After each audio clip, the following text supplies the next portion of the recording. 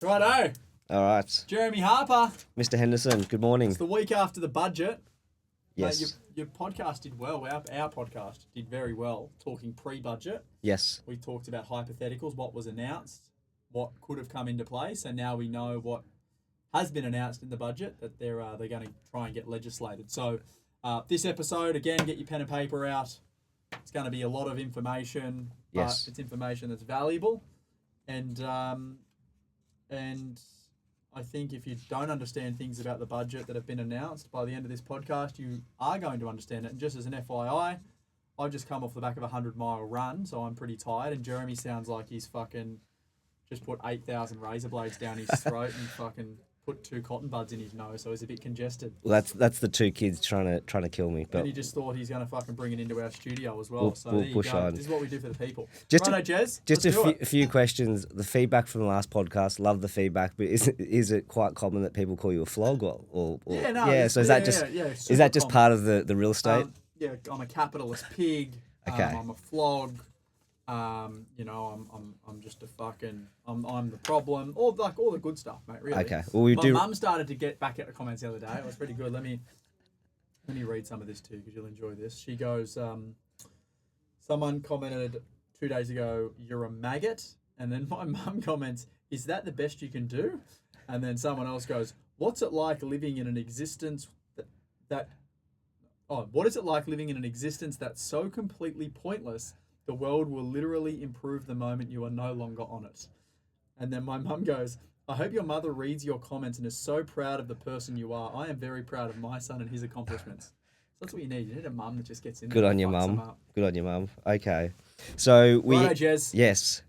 So we had the obviously the budget's come and gone last week. The budget, Jimmy and Albo, the lads. Yep. So I think for me, I watched it on ABC, and that was a reminder why I don't really watch that much ABC. But what was interesting was the wrap-up after the talking heads on ABC, and they just sort of framed it as, well, this will only impact the 1%, which you and I clearly know it's going to impact a lot of Australians. So that's what we want to go through today. That's right. Apparently, apparently it's only going to be the 1%, but time will fucking tell, eh? You know what's going to happen? The 1% aren't going to be affected because they'll just restructure their affairs and they'll go and pay for the best, advice that they can possibly get, and they'll get around it, and it'll be the mum and dad that'll get the most affected. And if you don't believe that, you are very naive. Yes. So let's do it.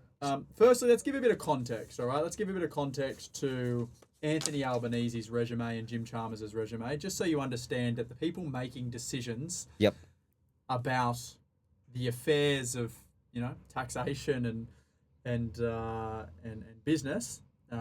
This is the resume. I'll do Albanese's, you can do Jim Chalmers's. So born in '63, similar age to mum and dad, public housing, amazing. Brief job at the Commonwealth Bank during school years, cool. And in '85, research officer for the Federal Labor Minister Tom Uren, Joel Uren, is that a relation? 89 to 95, Assistant General Secretary for the Labor Party. 95 to 96, Senior Advisor to Bob Carr. 96 to President, so from the year I was born, Federal Member for Grainler, 30 years in Parliament. 07 to 13, Minister for Infrastructure. 19, Leader of the Labor Party. Over the last 40 years, 0 of those years have been running a business. Yep. So that's very, very good. He's obviously got a lot of real world experience, which is good to see. And for Chalmers, so he got into, what I find really interesting, he's from Queensland, number Logan. 1, up in Logan. So he actually did a thesis on Paul Keating, the recession we had to have. So he's done a PhD on the former Labor Treasurer. Mm-hmm. He started in the Queensland Department, working in the Premier and Cabinet as a research officer, then became the National Research Manager for the ALP, was a media advisor for the Shadow Treasurer Wayne Swan, and then he became the Chief of Staff for Wayne Swan. He then became the Executive Director of the Research Centre, which is a Labor think tank, and then he's become the Federal Member of Rankin up in Queensland since 2013, and he's been the Treasurer since 2022. So again, similar to Albanese, 27 years and 0 experience running business. And I only say that because listening to the ABC and listening to some of the talk back that the two of them have been pushing since the budget. It's really clear that some of these things they just do not have a grasp on. Well, they got no idea. Yeah. Zero fucking idea. Zero. Albanese grew up in housing commission. Nothing wrong with that. My mum and dad grew up in housing commission. My mum did. And, Jim Chalmers grew up in Logan in the 70s, which, again, was a really rough area. So, they've probably got an upbringing which is that's what's formed their beliefs, right? Yeah, correct. Rich people are scumbags, and, we should do everything to help people who, maybe like us when we grew up. So, we did cover off the stage 3 tax cuts that got changed. Yes. So we won't go over that too much. So essentially, the original tax cuts that were announced got changed by Labor, and you're paying more tax than what you would have if they just kept the original proposal that the Liberal Party originally crafted, correct? Correct. But now we're looking at higher tax rates compared to what should have been for the everyday. Yep. Then on top of that, these changes we'll get into. But I think the first thing to talk about is really we just want to firstly take a deep breath. Take a deep breath. Yeah, take a deep breath. If your throat is sore, like Jeremy's, just take a deep breath and enjoy yourself. And you mentioned this on the last podcast. So Division 296, just to give people a bit of understanding of the timeline, that was first announced. This is the superannuation changes back in February 2023. It took 3 years before that became law. So we're at the start of this process. This is obviously a wish list of the government. Mm-hmm. Bear in mind there's a consultation period. It's got to go through both houses. So there'll be a lot of back and forth. And I imagine, it's going to take a lot longer than 3 years to get some of these through. And it may look like a very different bill by the time it's passed. Correct. Hopefully it doesn't get passed and fucking Liberal get in a few years' time and they fuck it all off. But yeah, just to understand that none of this stuff is actually legislation yet. And what has been proposed will likely be amended before it gets brought into law. Yep. And there was 3 years for the Division 296, which was a superannuation where, again, they fucked the people who have invested in superannuation, got the superannuation funds off the ground, all the people that have put the most amount of money into them. Yep. And now the Labor government thinks it's a great idea to tax all those retirees who have added so much to the economy over the last 60 years of their working life. So let's do it. The five things we've got: capital gains tax, we've got negative gearing, we've got the trust tax, and then we've got our buying opportunities. Yep. And then the amazing deductions that we're going to get. The WATO. The big dollars here. Yep. So let's talk about the capital gains tax discount and what's been proposed there. Okay, so it's been framed as a way to help, I guess, the young borrowers or young purchasers in the first home buyers in the market trying to get into their first property. And so they've introduced this new rule where essentially the current rules, which is the 50% discount, they're going to replace that with the cost-based indexation. Mm-hmm. So what we did mention, so going back to that 1999, and then on top of that, they will essentially have like a minimum 30% tax on those gains. So it will be a calculation. So if that calculation ends up being below that, there'll be a floor rate of 30% applied. So you're paying a minimum of 30%. Yep. Where with the 50% capital gains tax discount, the vast majority of the gain would have been paid at 23.5%. Correct. Now, I think this was brought in to go after retirees with assets in their personal names. So if you think about a lot of retirees where they've stopped working or maybe they're working part-time, taxable income's quite low, they've got some assets in their personal name they're going to sell down at their discretion. Why not? That's their assets. And they'll take advantage of their marginal tax rates. Those people now get captured under that 30% minimum. So there's no grandfathering of this, right? Well, on assets held now, correct, there will be. But obviously going anything after sort of 1 July 2027, this is when the rules will change. Right. So if you sell an asset, let's say that someone owns a property today, they bought it 10 years ago. Yep. If they sell it after 1 July 2027, will they be paying the old capital gains tax rule or will they be paying the new capital gains tax rule? They will still be indexed, and so they'll still be captured under the old rules. Right. Yep. So they'll still get the discount. If you own a property today that you bought 10 years ago, correct. Even if you sell it in 10 years' time, you're still going to get the 50% discount. When the change comes through on 1 July, yep. So if you look at, as an example, if we have a look at the example around an investment property. Brian, retiree, the big fella. So this is some examples around selling shares. So if, say Brian was retired, he had no taxable income. and he had some superannuation pension. He had $10,000 worth of shares in his personal name that he bought back in 2022, worth $50,000. If he sells in June 2026, there's a gain, $40,000 gain over those 4 years. So if we apply the existing rules, he'd get the 50% discount. So he'd have a net gain of $20,000, which would be assessable. And then because he's under that tax-free threshold and the marginal rates, his tax payable on that disposal is zero. Yep. So under the new rules, let's assume that applied to this whole transaction. The real gain when we adjust it is about $38,000 because we've adjusted it for the indexation now. Yep. That being his only assessable income, that would be at his marginal rate of $11,500, and so that's essentially he's paying an extra $11,500 on that transaction. Right, in tax, and that's on a very small transaction. Very small transaction. You imagine if you got millions. Correct. So if you think about it, it's gonna impact people who are at the retiree stage or with a lower taxable income on the way out, but also the younger borrowers. So essentially what's happening is, if you own assets right now and you don't sell them before this is introduced 1 July next year, 27, you will be under the new scheme. Correct. Even if your gains have been made between the 80s and now. Yep, correct. And they've also wrapped in the assets purchased before capital gains are going to start to... they'll start to capture that, which is interesting. Which essentially means if you've got an asset now that you've made really good coin on, if you sell it before 1 July 2027, you'll still get the 50% discount. If you sell it after 1 July 2027, regardless of when you bought it, you'll be under the new indexation. Correct. So in the example of, we've got Maddie here who's 25, $55,000 salary. She's trying to build deposit, and this is super common. She started a portfolio to help build up the deposit because inflation's running higher than what you can get at the bank. So if you start to just screw away that money in the bank account, you'll actually go backwards. So 3 years later, that $10,000 portfolio she saved is now worth $25,000. Well done. And that's a gain of $15,000 over the 3 years. So again, if we went and applied the old rules on top, pay tax on the $7,500 because you get a 50% discount. Yeah, so it'd be about $2,200 because she's got her salary and wage income there as well. Yeah. If we apply it under the new rules, when you factor in that minimum 30%, she's actually going to pay about $4,200, so 87% more tax on that transaction. How good's that? Just fucking get that up, yeah. Hey, that's the 1%. That's only going to affect the 1%. Like Maddie, the young girl. Maddie, the 25-year-old on a $55,000 salary. 1%. Yeah, the graphic designer. Graphic designer. In that example. There you go. They're coming after you, Joel. You got that? What was the guy's name? Troy Uren? Yeah.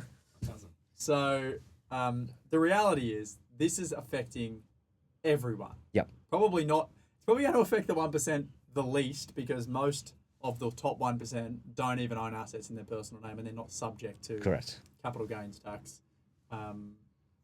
So yeah, there you go. That's an awesome thing, which means you're going to be paying more tax under the Labor government, like you already are. Stage 3 tax cuts that the Liberal government introduced to help with income tax were changed, so you pay more income tax now. Yep. Inside of your superannuation, you now also pay more tax because of these new 296 laws, again, that were introduced by the Labor government. Yep. And now they're taxing you more on your investments, which is fucking awesome. And I mean, maybe we'll get to the strategy later at some point, but obviously the 1%, they understand the game of leverage. So they won't be selling their assets. They'll be raising debt against those assets, which someone who doesn't have any personal income as a retiree cannot service that debt. So they have to sell. It's essentially like a move for the older people. They're just trying to get more money out of people's personal names into the superannuation environment. Yep. Of which now they can tax at a higher rate anyway. Yep. Anything over $2 million in net assets, you're paying 30% on. Mm-hmm. It's $3 million in net assets is 30%. Yep. And they have more control over it. Yes. Because the money's locked up and you can't do anything with it. Most people have it invested in industry funds and unions control the industry funds. Should we do some, maybe not this podcast, we might do some research on who sits on the boards of all these industry funds. Yeah, I wonder if they ever worked in the ex-Labor pollies, which you find out. Have a look at all of the incredible work that they're doing down in Victoria with the unions. Yep. And now it's disgusting. Anyway, let's move on. Negative gearing. Yes. Impact 2. So this one is pretty sort of down the line. So essentially, after the grandfathering, which was budget night, any property you acquire that's Yep. established under their definition, which is anything that's been built and has been owned by someone for more than 12 months. That's their definition of an established property. So if you bought an apartment off the plan, then you sell it 12 months later, that now becomes established. So any property that is established will no longer be able to negatively gear that property. Correct. If you own the property before May 12, Grandfathered. you can still negatively gear it regardless of how long you own it for. Yeah. Anything you bought after that time, not grandfathered. You can't negatively gear it unless it's a brand new property. Yeah.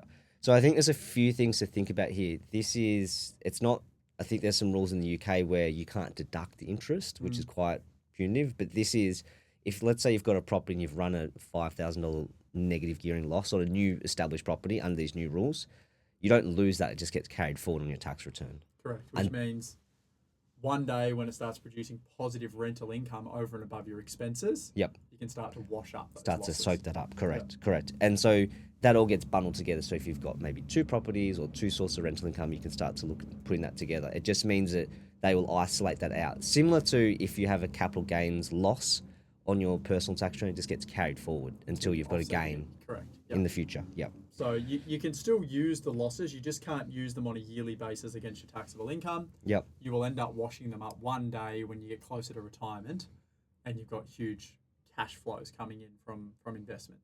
Correct. And I think, one of the things to think about is negative gearing. Why has it become a lot more, I mean, I wouldn't say popular, but why are people using it more? Why are the numbers sticking out more now Because compared we're to 10 years paying ago? more income tax than we Pay ever had more due to tax. bracket creep. But also high interest rates, which Michelle, the RBA governor, has said is driven by government spending. So the government spending is driving higher rates, which washes into your investments that you've borrowed money for, which is pushing up potentially a tax loss on that investment, which is pushing up the negative gearing number. So it all sort of ties in together. It's good shit. So essentially, because the Labor government's spending so much fucking money, that's driving inflation. Because we've got inflation, RBA is increasing rates. Because RBA is increasing rates, that's making your properties cost you more debt, money. Correct. And because your properties are costing you more money, that's what creates negative gearing. And then because people are paying so much tax now because their incomes are growing and the tax brackets haven't changed, Yeah. a lot of people are getting pushed over that 190, which means they're paying 45% tax on every dollar over that, which means negative gearing makes a lot of sense. But Yep. you can thank the beautiful Labor government for that. So they've done great work there. So there is a carve out around new builds, and so I've got some notes here. I just want to be. I think one thing I'm really fearful of for the market out there is I think if you look at new builds, you can look at something like with a bit of land, maybe a house and land package. That's separate, but I'm thinking more just that sub-mil apartment market. It's terrible. I'm really fearful that you're going to have property spruikers come out and say, guys, I can get you in this $700,000 one better in Zetland. You'll get the full Or tax Docklands. rider or Docklands. I mean, I've got numbers in here about Docklands. It's gone back 5% over the last, I think, 5 or 10 years in the median Terrible. value. So what does that do to the secondary market? So say I get you in a property at 700 in Docklands, you get all the tax write-offs for 5 years, and then you go, oh, Jeremy, we need to get a family home. I've got kids. You can't hold on to that and negative gear it. So you go, I'll sell it. What do you think that property's worth on the secondary market? Because investors won't buy it because it's established stock now. Mm-hmm. It's an apartment, so it doesn't appeal to upsizers. Doesn't appeal to downsizers because it's not that luxury apartment. What is that? What do you think that's going to do to that market? It's going to be worse than it is right now. Yeah. Like the reality is for new builds, it is it's a dismal space. Very few people actually make money. If we talk through COVID times, you would have to be backwards to not have made money, and that was just simply due to the money printing. Yep. But in normal times, very few people actually make money off brand new property, whether it's a house or an apartment. So by trying to push people into this now, there's going to be this huge demand spike because people are like, I want to go buy brand new. There's no supply anyway because rezoning, I did a big debate on Punters Politics about this. If you haven't listened to it, go and listen to it. Yep. Had some fucking economists on there, very similar to the resumes of these two people. Never lived in the real life and trying to tell me about developing property. And I'm like, you ever done it before, mate? No. Oh, all right. So you're talking about shit you got no fucking idea about. But essentially, nothing's getting approved, or it's taking forever to get approved. Once it gets approved, the feasibilities don't stack from a developer's point of view because everything's too expensive versus what you're going to sell it for. And now there's going to be a more demand for that kind of product. So it's not good. No. It's not a good thing. So I'm And just there's some big players out there in the space which, are going to push people into this garbage, and yep. it's not good. So I would So just don't do it. I'd be very, very sort of cautious if that's what people are looking at. It's going to create a two-tier market. So should we go on? Let's just pause on that as well, because you're going to buy brand new to get the benefits, right? That's what people are going to start doing. Get negative gearing, get the 50% discount. What they forget about is then when they resell that property, which they're going to have to, because most people are going to buy them, and then want to go buy an owner occupier or something like that in the future. Yep. You're then going to sell to someone, and it's no longer a brand new property, so they're not going to get those benefits, which means they're not going to pay as much for it as what you would have paid, because these prices are going to pump because you're going to think, oh well, I'm going to get all these benefits, so it's a better thing. Yeah. But then the next buyer is not. So let's say you take an 80-90% loan on the entrance, and then you've got to take a haircut on the sale price. It probably means you walk away negative equity. Like my parents did. They bought the off the plan in Sunshine Coast many, many, many years ago, and they sold it 11 years later for less than what they paid for it. And I know that many clients that have bought in Melbourne or Brisbane, Fortitude Valley, and have sold for less than what they paid. So I think that's just really important, because if you think, oh well, I'll just enter this as a tax strategy for sort of 3-4 years, it's going to handicap you getting into that next property and that wealth creation journey, right? sure. It's going to stop you getting to that home you want for your family, potentially, for that upgrading. 100%. So be very, very cautious. I think we can do some more content on that later. So impact 3, the trust tax. This is the big one. This is the one that's only going to affect the 1% apparently. The 1%. I've actually got an example on who that 1% looks like. Real example. Does he wear a red hat? Is he a scumbag? So essentially, they have gone after discretionary trusts. There's a lot of carve-outs because there's a lot of trusts out there. So things like farmers are exempt, fixed like me, trusts. I'm a farmer. Farmers, just an everyday farmer. I'm just an everyday battler. So there's My throat's getting sore, Jez. there's quite a few You exclusions. get sick that quick? But what's being captured is a discretionary trust. And actually, what I don't think a lot of people have realised, testamentary trust could get caught up in this. Well, a discretionary trust is a testamentary trust. It just turns into a testamentary when you die.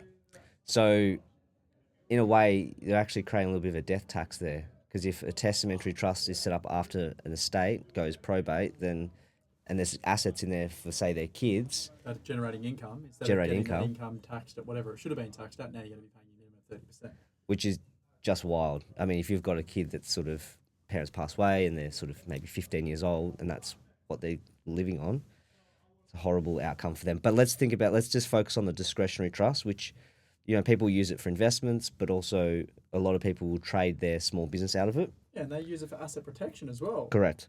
So we've got a bit of an example here where, say a trust or the business has an annual profit of $200,000. Yep. So let's say you got a business and your shares of that business is owned by a trust. Yep. So you make your money inside of the proprietary limited, and then you push it up to the trust to then go out to wherever it's going to go. Could be to use as individuals. Could be to a bucket company. It's very, very common in Australia. Probably the most common structured ownership is your proprietary limited company, and then a trust owns the shares in that company. So there's just a lot of myths out there about trust. One is it has to distribute all its income. Okay, if you don't, I think you pay a tax rate of about 45% if you keep that income inside the trust. It has to exit, so you have to pay it out to its beneficiaries. You cannot distribute to children under the age of 18. You just pay a stupid amount of tax on that. Well, again, you pay, I think it's 47% or something crazy. So you just don't do that. You can distribute to your grandparents, but it's probably going to impact things like pension and all those sort of things, and it creates all these sort of issues. So realistically, you've got your spouse, maybe adult children, maybe at uni, but then they might be working, and then a corporate beneficiary. That's sort of majority of the setup. I mean, a couple of, again, myths around that is, well, you just distribute it to the non-working spouse. Again, that might be the case, but when you run a business, your spouse is quite often in the background helping out of hours. Is that correct? Of course. I mean, businesses don't operate in isolation. A small business does not operate in isolation. So, quite often you're doing work out of hours. I've got an example here of a daycare center where the partner's going in there and changing the light bulbs and doing fixtures and fitting things up on the weekends. So is it fair to turn around and say, well, they've got nothing to do with the business? No, it's not at all. They've worked throughout the year. So that income is really payable to them, and it's something that, within their discretion to receive. So let's have a look at this example we've got. So the trust has a $200,000 profit. The husband and wife work within the business. As we said, we distribute 100,000 to each at the end of the year. Yep. So under today's sort of arrangements, they'd be paying about 45,000 in tax in their personal names, effective rate about 22%. Yep. From 1 July 2028, when this is proposed to come through, there is that minimum. So the trust will pay the 30% tax rate. If it's a individual, that's a refundable. Well, it's a non-refundable tax credit that will go into the beneficiary's hands. Mm-hmm. So in this example, they would be paying a tax bill about $64,000. So effective tax rate about 32%. So the extra tax between the two rules is about $18,400. And if you think about it over 10 years, that's $180,000 extra tax that small business is paying purely because they're operating through a trust. And that's assuming that tax rates don't change. Tax rates. If I was to make a bet right now, do you think we're going to be paying more tax or less tax in 10 years' time? Yep. I'd near guarantee that everyone says they're going to be paying more tax, right? So Correct. we're assuming that 30% never changes, or that the tax brackets don't change. Yeah. And the reality is they're going to.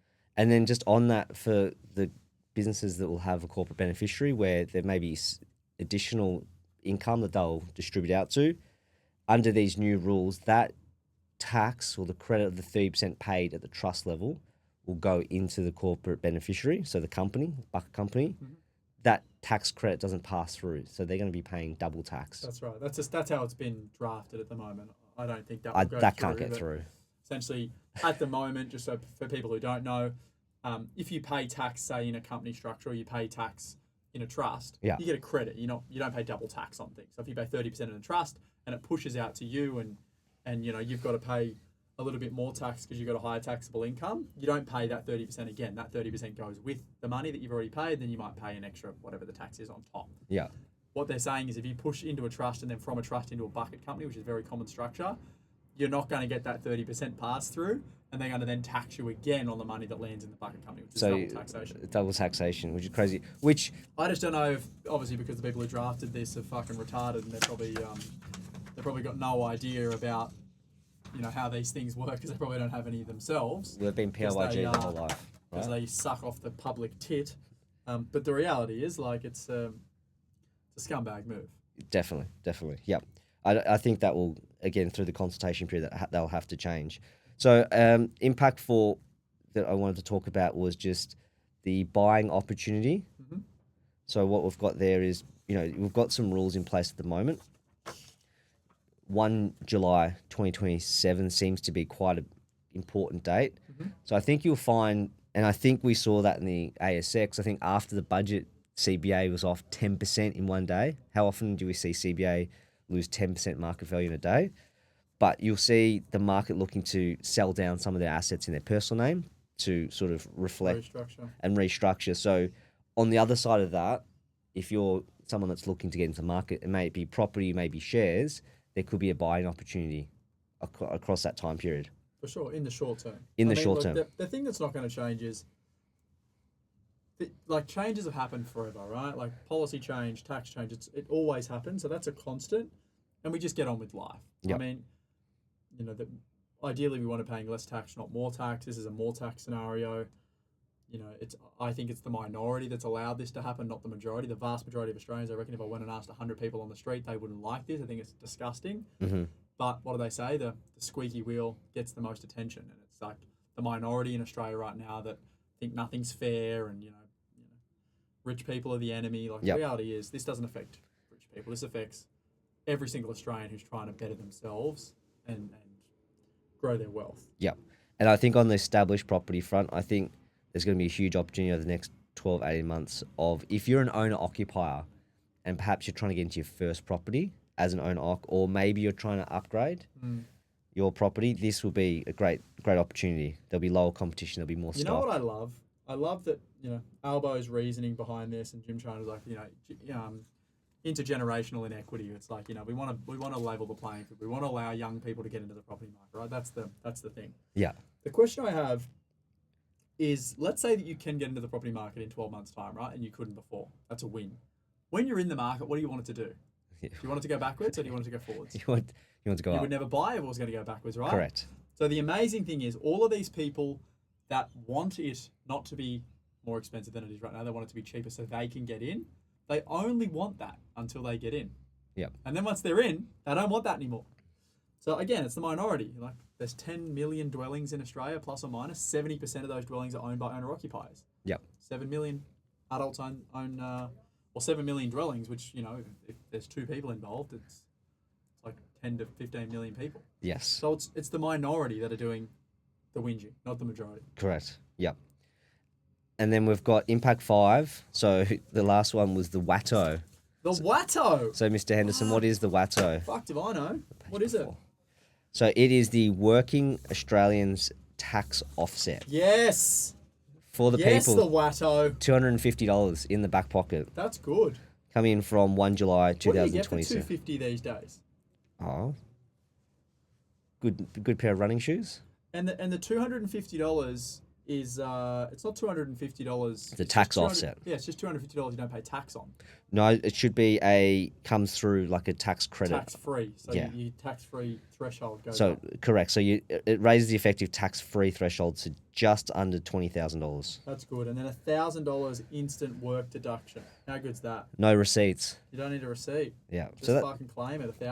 So we can get Straight out behind the back. those. I can get behind that. Definitely. Now, the one thing I wanted to flag as well was, which Chalmers talked about in the budget, and this goes into a lot of the background of what they're doing here, is the superannuation performance test. So this was introduced by the Liberal government. Basically, if you are a superannuation fund, you would have to benchmark your returns over the 10 years, net returns, against other products in the market. So you could notify your members, are we underperforming against the market, or are we performing within market? That's a pretty good test, I think. Mm-hmm. So what he wants to do is it's at consultation, so there's no bill yet, but it's right now they're talking through this.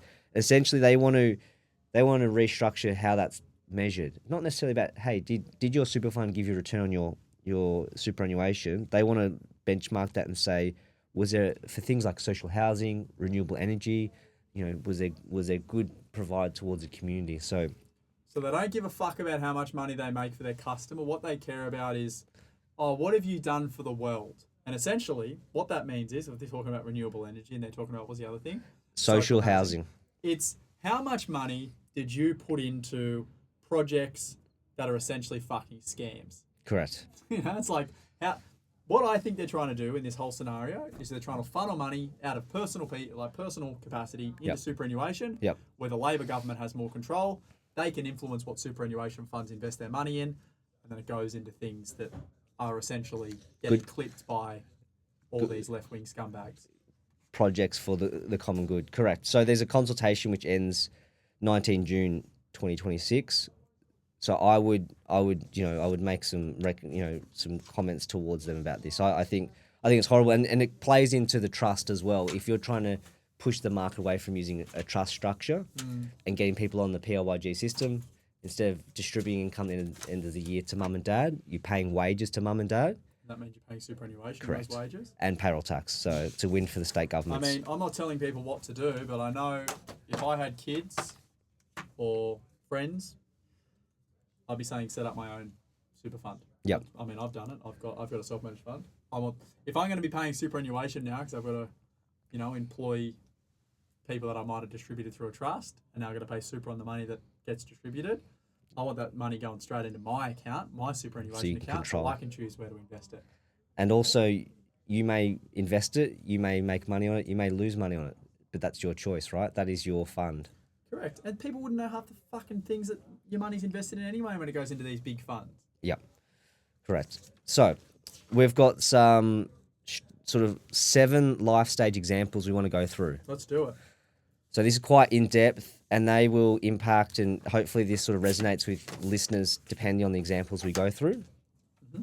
But the first one we've got is Emma, who's 18. Emma, let's do it. So Emma's 18. Let's go through it. First job, she's just finished year 12. She's working retail, $48,000 a year, lives at home in the inner west. In Stanmore. Nice. So she'll get the WATO plus the $1,000 deduction, so that's going to work out in her favour. What changes for her? So every asset purchased in her personal name will sit under that indexation rule. Mm-hmm. And then some action items I've got down here that Emma could think about. One is HEX. Now, I'm not saying don't go to university, but I'm saying just be very mindful around the impact of HEX is going to have on her borrowing capacity in the future. Mm-hmm. Can she pay for university up front? Can she delay that? Does she know exactly what she wants to study? Obviously, the pathway of university is not for everyone. It's another scam. Well, I see too many people that are in their sort of 30s trying to get into their first property and they've still got 30, 40,000 in HEX outstanding, which is a massive roadblock around how much they can borrow, and it's a big blocker to their wealth creation journey. The second action I've got there is it's really more what she shouldn't do, not necessarily what she can do, but no car loans, no credit cards, delay going overseas. She doesn't have the income. Mm-hmm. Won't happen though. They've got to do all those things. It's new now. They've just got their first full-time job. Delayed gratification. This is the killer. So if you've got people that work for you that have delayed gratification, and that sets them on the right pathway. So Emma, that's what you need to do. Avoid that consumer debt. Do not take out that car loan. That's right. Catch the bus. Action 3. Now this again may feel like it's out of reach for her now, but think about a company. If she's investing and saving while she's at home, I'd be thinking about setting up a personal company for herself, and instead of buying shares and investments in her personal name, why doesn't she look at in a company? I mean, her personal income is going to obviously increase as she gets older. She's just 18, so she's at the start of her career. Mm-hmm. Having those profits and dividends and income and CGT events trapped in that company will have a compounding effect. So it'll have more of an impact, when she's 28, 35.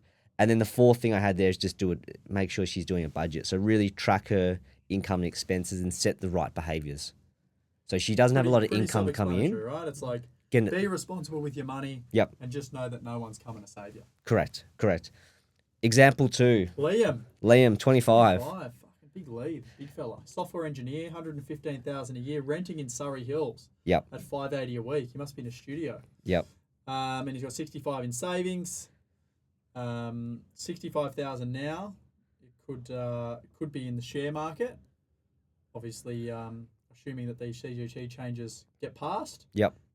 You probably want to convert that before that happens, right? Because you're going to be paying a lot more tax on it. Yep. He could want to buy a brand new property. That's what he's investing for. He's investing his money in the share market, hoping to get some growth on that to sell down to one day invest it. And he's going to now go potentially buy a brand new apartment in where's some shithole? The inner west. He lives in the inner east. He could go buy something in the inner west, which is terrible.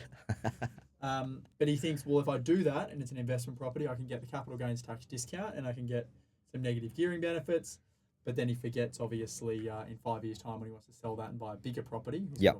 A partner and maybe wants to have a couple of little kids getting around. The new buyer is not going to get all those incentives because it's now an established property. Correct.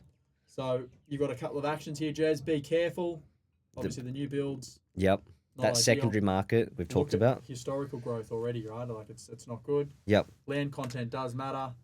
Obviously, the standard things is do your budget and know your numbers. Yeah, I do think that action 2 is interesting, and I do think this could be a benefit out of this is that house and land. So a new build investment, could he look at that whilst he's doing a bit of rent vesting? If he still wants to rent and live in Surrey Hills, could he look at buying a house and land out in Orange or somewhere? Fucking Orange, good place. Great people out there. Great people. All right. Fuck, we got a few examples here, Jez. Example 3. So Matt and Sarah. So 33, 35. They've just got a couple of young kids. They've household income $215,000. They've got their place of residence in Marrickville with a $720,000 mortgage. Mm-hmm. And so where they're going to be hit is obviously high interest rates. So for them, this high interest rate environment is going to really drag them back with that high mortgage. So they're now paying 6%. So every time that the rates go up, they're currently paying about $43,500 in interest a year, and every time there's a rate cut's been delayed, it's about an extra $1,800 they're paying per year. Mm-hmm. So that's kind of their goal. So what can they do? Obviously, I would be looking at action item 1, just trying to build up that offset account. So every time they can build $10,000 into that offset account, that's $600 of after-tax savings. A year. Yeah, and that's risk-free. With these changes, their PPR should go up in value, whilst their debt starts to be eroded away by having that offset account. So that would be something I'd be looking at. Mm-hmm. I've got an action 3 there about renovating the PPR. that could be something to look at. They've got the main Get a resident value exemption. increase. Obviously, you don't pay tax when you sell that, capital gains tax exempt. That could be, a strategy that becomes more and more common. Yes, we've got here an $80,000 reno, adding 80 grand. What do you get? Fucking paint the walls and a bathroom, put adds some about carpet down. 200,000 value, and then you can look at, they've obviously got access to the main resident exemption. Yeah.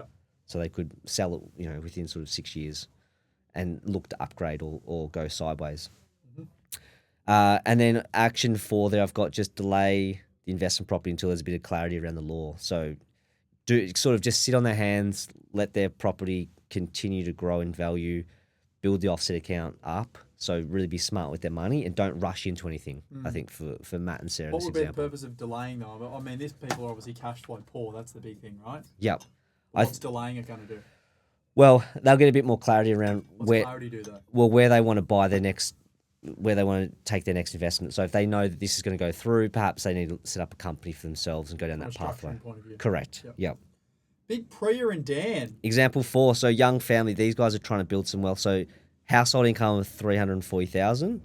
The PPRs were about 1.4. They got a 620 mortgage, 200,000 already in the offset, 80,000 in shares, and they've got one investment property that's been grandfathered. So what we need to remind them is that existing property has been grandfathered, so any negative gearing will still continue. Yeah.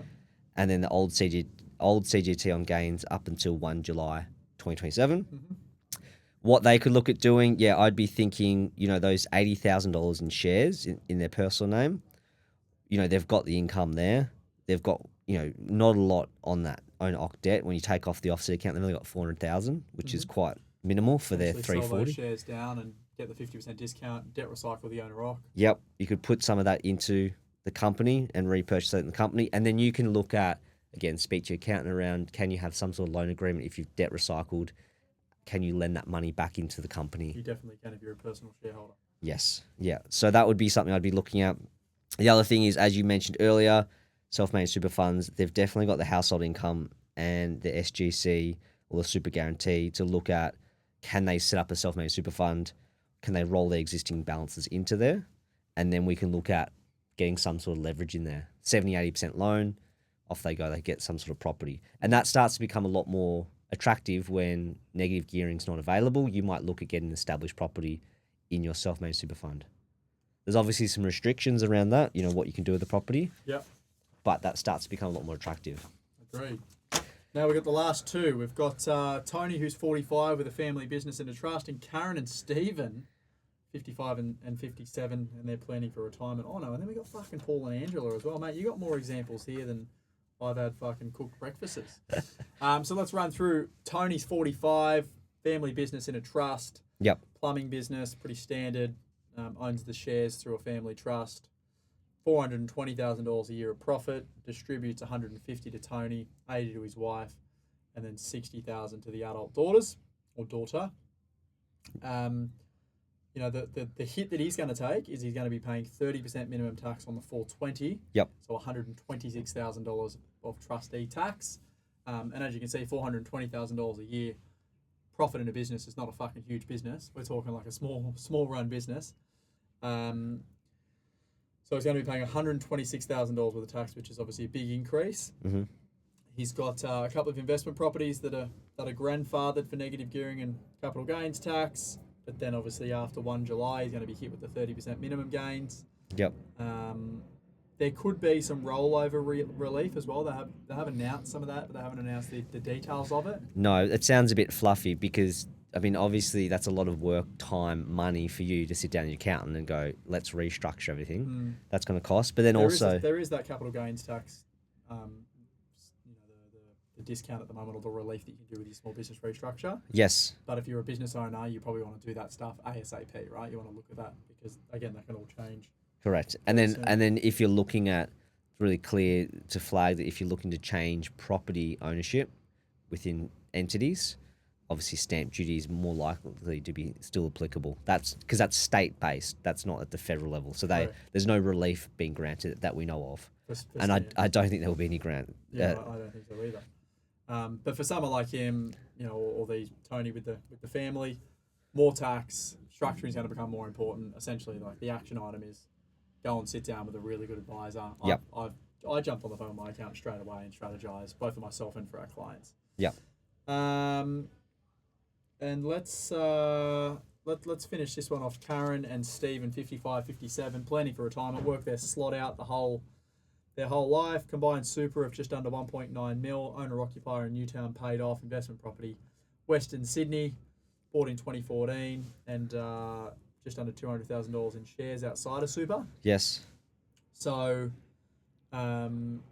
obviously, if they want to sell down the investment property in retirement, which is what a lot of people do, they'll wait until they retire, so they're earning no taxable income, pay less tax, or the 30% minimum tax. That fucks that idea. Yep. So you probably no point waiting for that.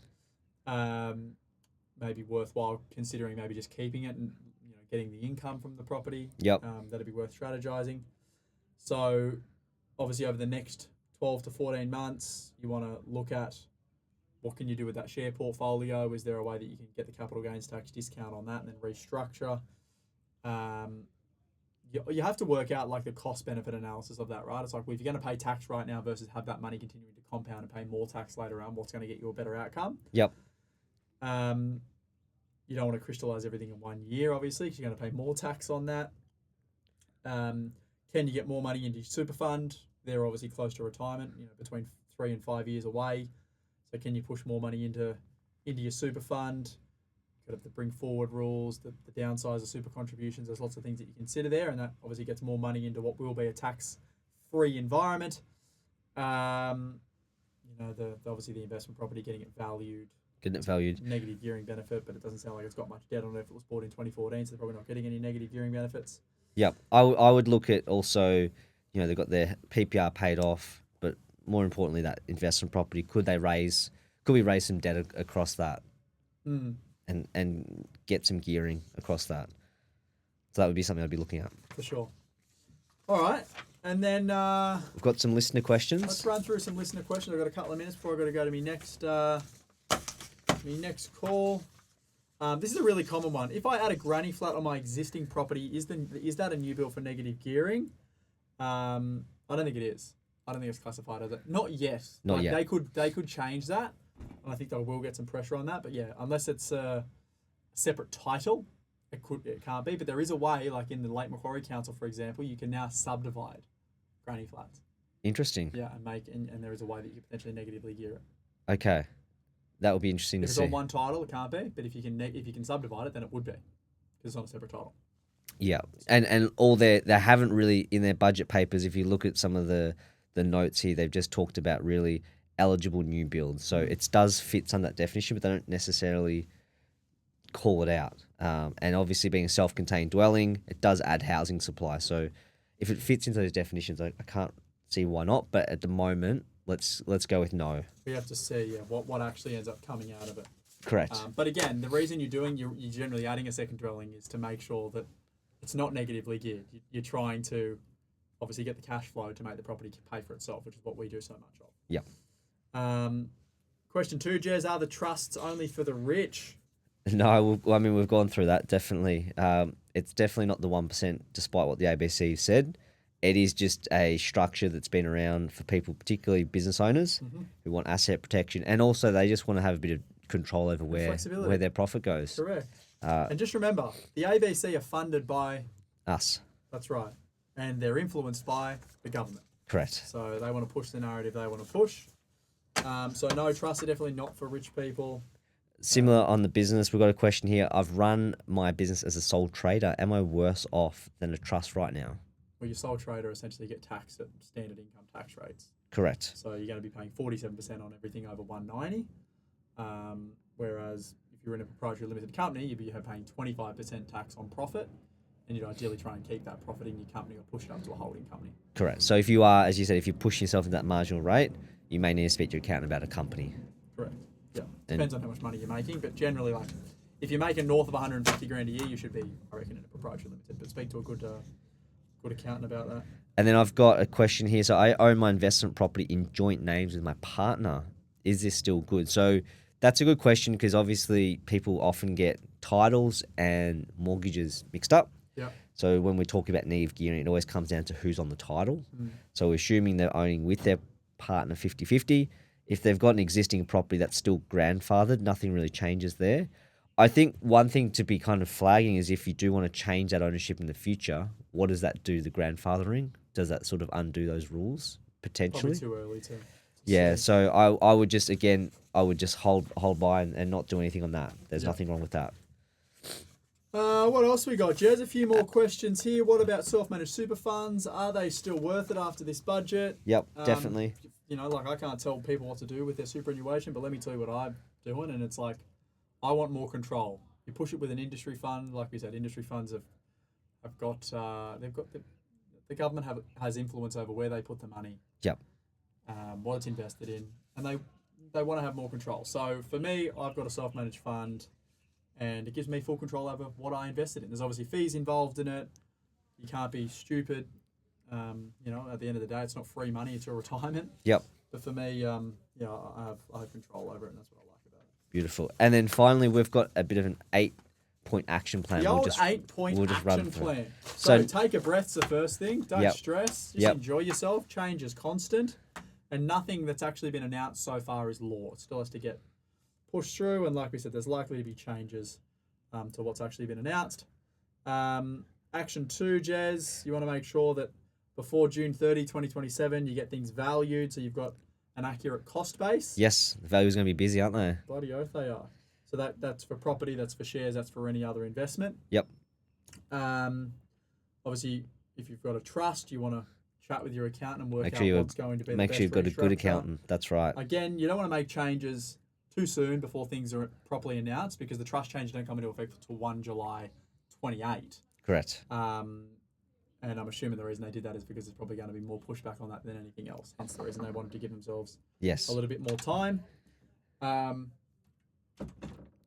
Action 4, every spare dollar in the offset. So again, this is particularly if you've got your own OC, keeping the money in your offset account in this high interest environment, you're still going to, every $10,000 is saving you $600 per year. So that's a great risk-free return.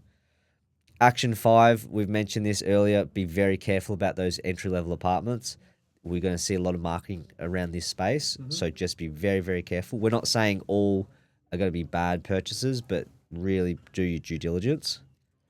The majority of them are bad. Action 6 is do a budget. So again, understand your cash flow. And if you're younger and listening to this, getting those correct behaviors done early and getting that mindset around understanding where your money's coming from and where it's going. Correct. And what's the last one? Action 7, company structure for future investments. As we said, it's probably going to cost you about $1,500 to set up. There'll be ongoing accountant fees, but as you're accumulating wealth, that benefit of that structure is going to be, I guess, greater and greater over the years. And again, it's always about looking at the long term. It's not necessarily comparing where your asset base is now and the cost, but what does that look like if all things go well for you in 5-10 years' time? Yeah, and a lot of people who listen to this podcast would be aspirational, hence the reason they're listening to it, right? Correct. So if your plan is to grow your wealth and become a wealthy person, you need to think like a wealthy person before you are there. That's right. And then the last thing is, you know, you should definitely speak to someone about what your options are with your super, because you might be better off with a self-managed fund. You may not be, but like I said, speak to someone, get the advice around that, because if you've got more control over your retirement settings, I think you've done well, you're going to be better off. Yes. All right. Jeremy Harper, that was a good Henderson, wrap-up, thank considering you're sick and I'm sore. So, mate, thank you. Give me the knuckles there. I'll fucking dead all those things up straight after this. And, mate, play on. Thank you. All right. Thanks, guys.